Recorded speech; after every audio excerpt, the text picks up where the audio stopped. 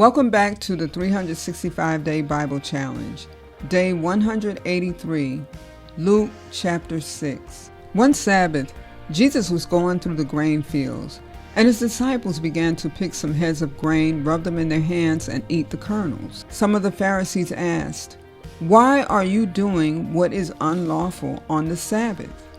Jesus answered them, "Have you never read what David did when he and his companions were hungry? He entered the house of God, and taking the consecrated bread, he ate what is lawful only for priests to eat, and he also gave some to his companions. Then Jesus said to them, 'The Son of Man is Lord of the Sabbath.'" On another Sabbath, he went into the synagogue and was teaching, and a man was there whose right hand was shriveled. The Pharisees and the teachers of the law were looking for a reason to accuse Jesus, so they watched him closely to see if he would heal on the Sabbath. But Jesus knew what they were thinking and said to the man with the shriveled hand, "Get up and stand in front of everyone." So he got up and stood there. Then Jesus said to them, "I ask you, which is lawful on the Sabbath, to do good or to do evil, to save life or to destroy it?" He looked around at them all and then said to the man, "Stretch out your hand." He did so, and his hand was completely restored. But the Pharisees and the teachers of the law were furious and began to discuss with one another what they might do to Jesus. One of those days, Jesus went out to a mountainside to pray and spent the night praying to God.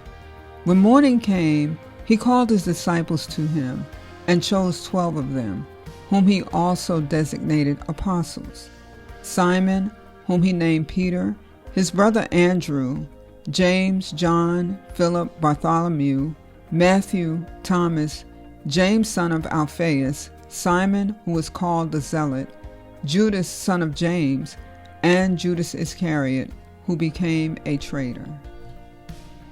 He went down with them and stood on a level place. A large crowd of his disciples was there, and a great number of people from all over Judea, from Jerusalem, and from the coastal region around Tyre and Sidon, who had come to hear him and to be healed of their diseases. Those troubled by impure spirits were cured, and the people all tried to touch him, because power was coming from him and healing them all.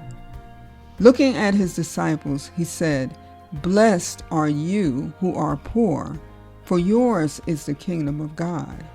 Blessed are you who hunger now, for you will be satisfied.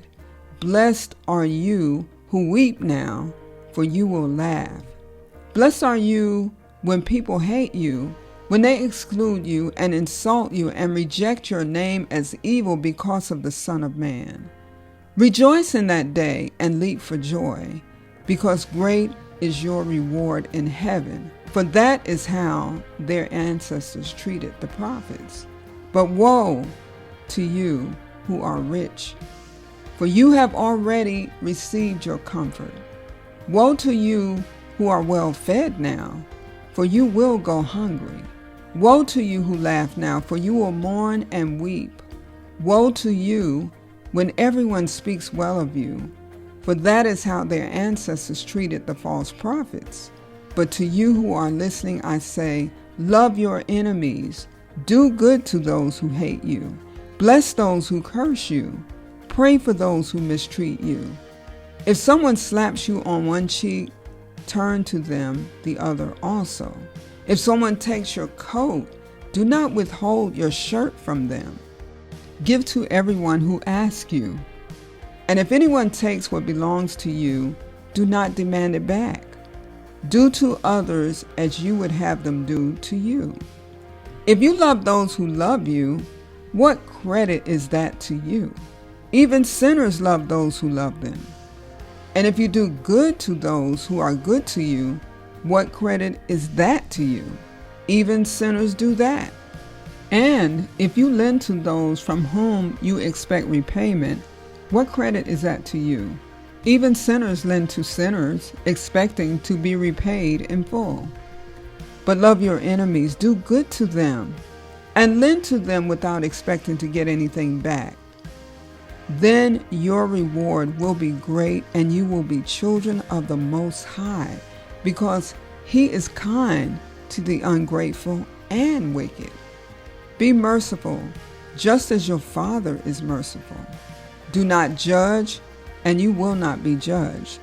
Do not condemn, and you will not be condemned. Forgive, and you will be forgiven.